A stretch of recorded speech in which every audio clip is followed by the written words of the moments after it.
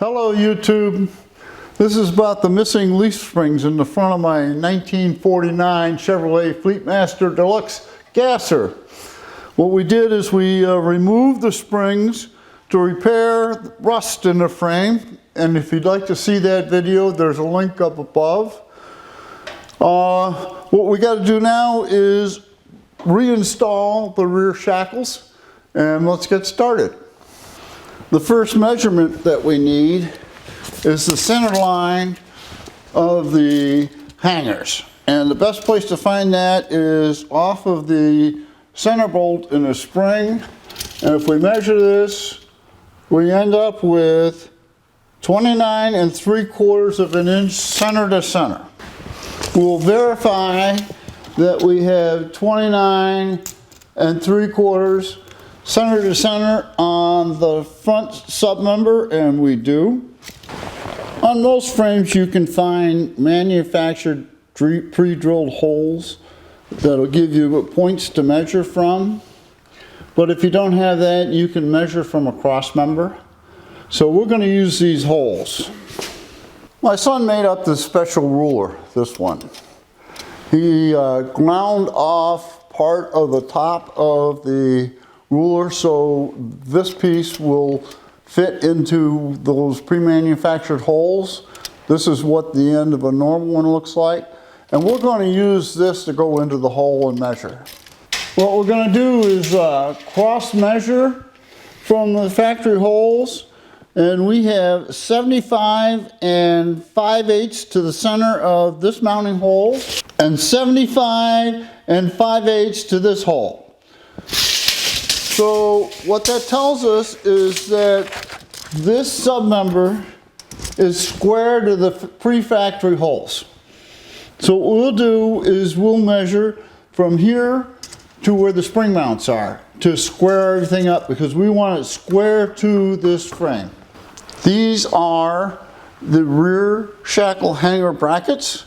I have drawn center lines across the bracket and across the center, so we will have both a horizontal and a vertical center mark to measure from. I have the bushings partially inserted because we're going to have to remove them later, but that's not important, because what is important is center to center measurement, and that wants to be 29 3/4 of an inch.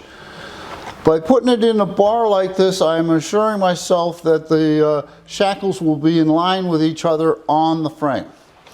So here is the measurement, center to center, and we have 29 3/4.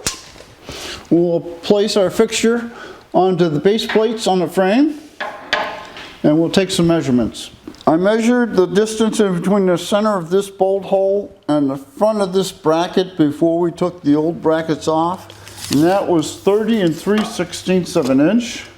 So we're going to put this bracket at 30 3/16 of an inch, and that's pretty close right there. So what we're going to do is put a clamp on it to secure it in this position. We won't tighten it because we're going to have to move it, we know that. And we'll measure 30 3/16 on this side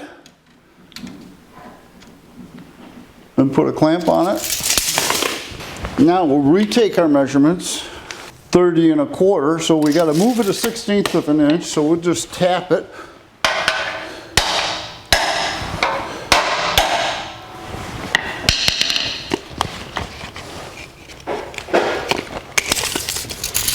Perfect. Do the other side.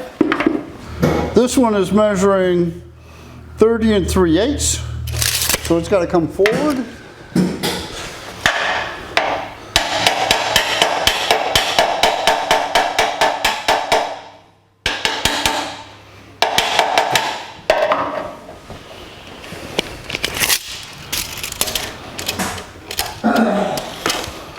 Measure it again.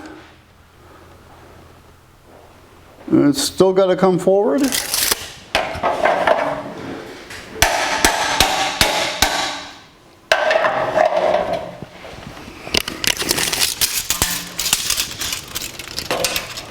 And we have, well, in between 30 and 3/16 and 30 and a quarter, so we got to come forward just a touch.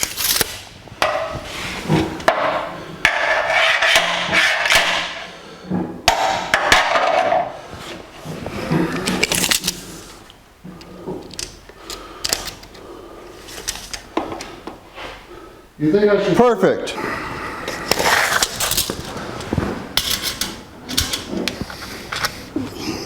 And we have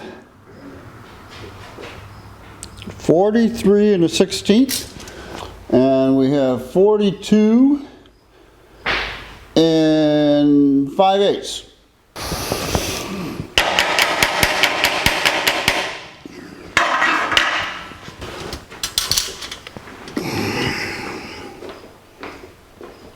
(43), 42 and 7/8. So it's got to come this way, a 1/16 of an inch.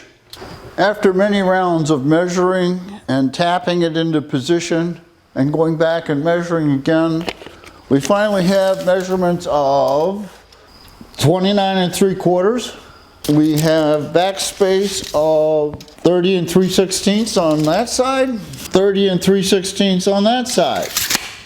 If we do a cross measurement to the center of the shackle, we have 42 and 13/16. And on this side, we have 42 and 13/16.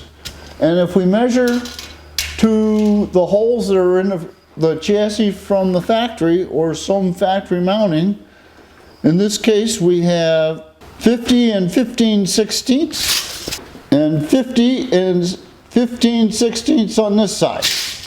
What we have is the shackles spaced the correct distance apart.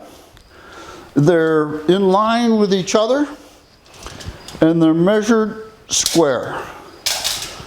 We're ready to tack. Here we go, tacking it in. We've flipped the frame right side up. We've rolled the axles underneath the frame and put the frame up on jack stands and jack the axle up to the bottom of the frame. We need to put the front shackle bolt in, and now we'll put the rear shackle in. I finished mounting the springs under the frame and added a little weight to compress the springs a little bit, and we've measured the axle. We have 3 3/4 of the bottom of the frame on this side, and 3 3/4 of the bottom of the frame on this side.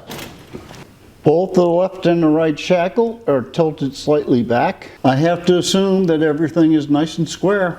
What's left to do is to take the weight out of the front of the frame, flip the frame back over. We have to finish weld the mounts, and here they are. Let's take a close look at the welds.